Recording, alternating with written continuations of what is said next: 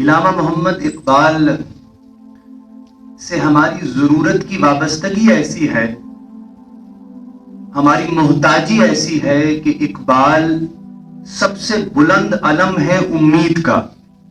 میں چند اجمالی نکات پیش کرتا ہوں کہ اقبال کس طرح سے ہماری ذہنی، روحانی، ادبی افتاد کو بہتر بنا سکتے ہیں۔ مایوسی نے امت مسلمہ کو ارذل المخلوقات بنا دیا ہے۔ مایوسی مدلل اور متحقق ہو گئی ہے۔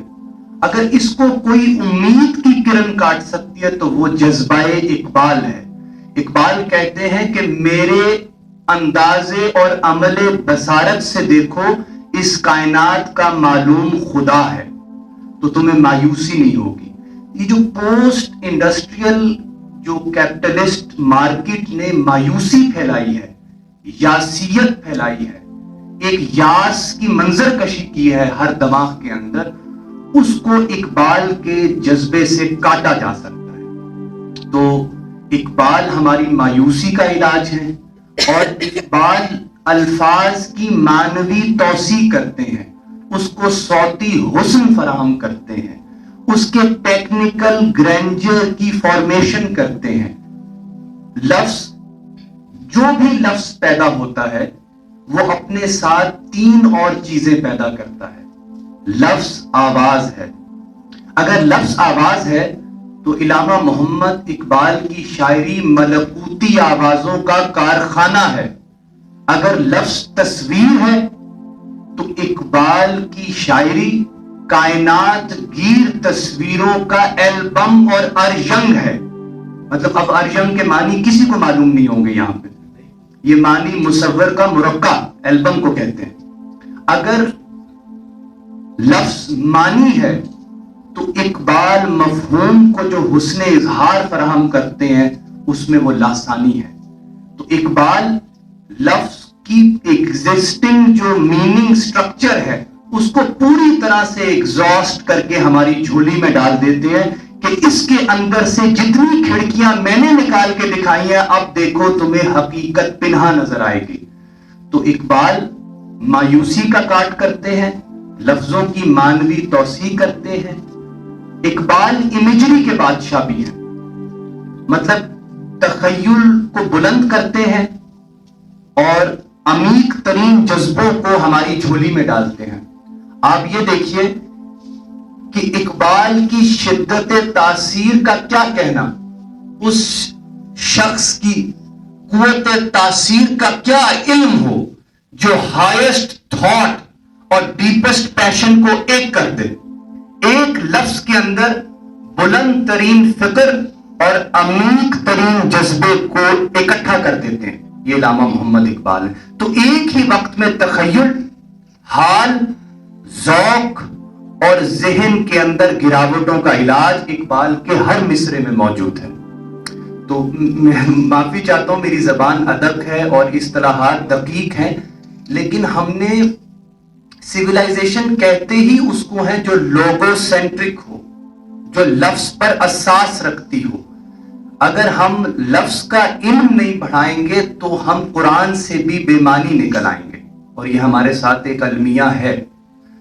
جو لفظ کی خدمت کرتے ہیں، زبان کی تعمیر و مرمت کرتے ہیں، وہ زبان جو ہماری سیکھی ہوئی تھی، ہمارے آبا کی نشانی تھی، ہم نے اس کا اسراف کر ڈالا، ہم نے اس کو لوز کر دیا جو ہماری تھی۔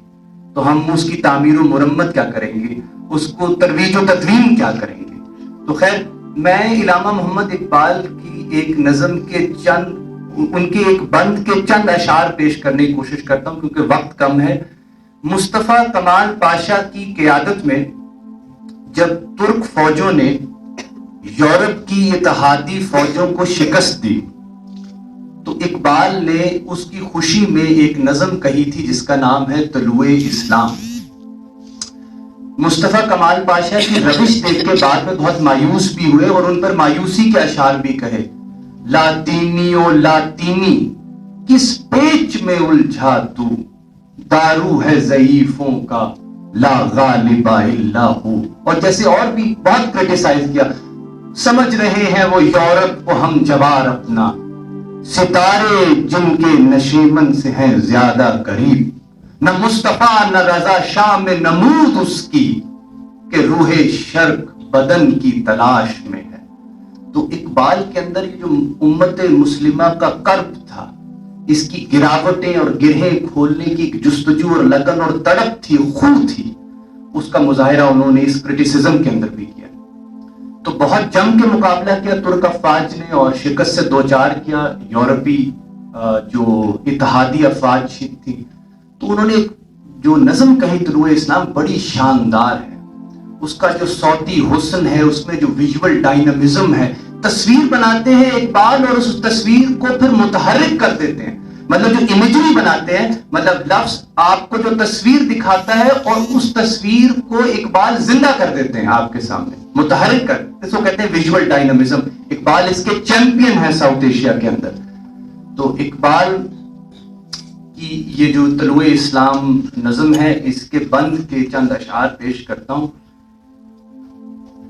دلیل صبح روشن ہے ستاروں کی دنکتا بھی، افق سے آفتاب ابھرا گیا دورے گراں خوابی، عروق مردائے مشرق میں خون زندگی دوڑا، سمجھ سکتے نہیں اس راز کو سینہ و پارا بھی۔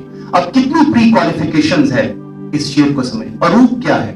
عرق کی جمع، عرق رگ کو کہتے ہیں، مطلب مشرق کی رگوں میں زندگی دوڑی ہے اس ترک فوج کے حملے کی وجہ سے، سمجھ سکتے نہیں اس راز کو سینہ و پارا بھی۔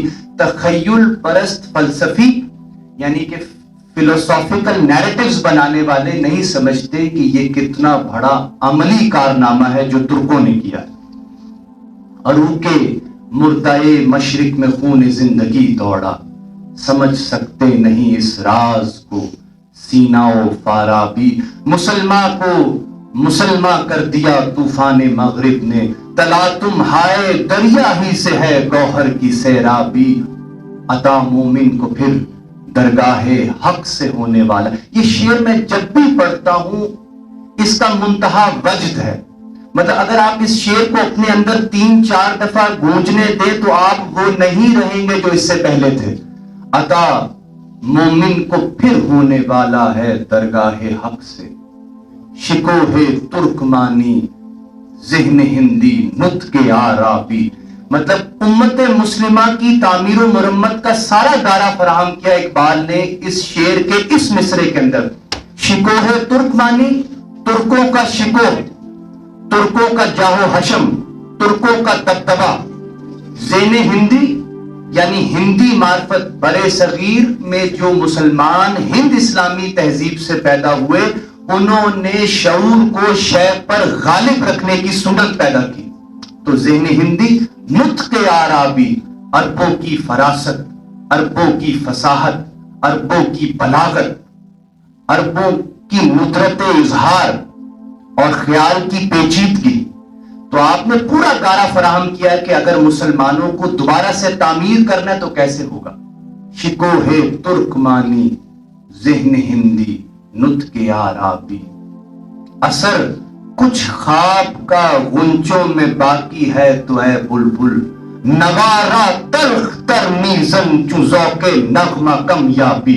اقبال کس مہارت سے عرفی شیرازی کا مصرع اس کے اندر لے کر آئے، مطلب عرفی افتخار صاحب جانتے ہیں عرفی و نظیری بہت لاجواب شاعر ہیں فارسی شعری روایت میں، انوری اور فردوسی کی ٹکر کے ہیں۔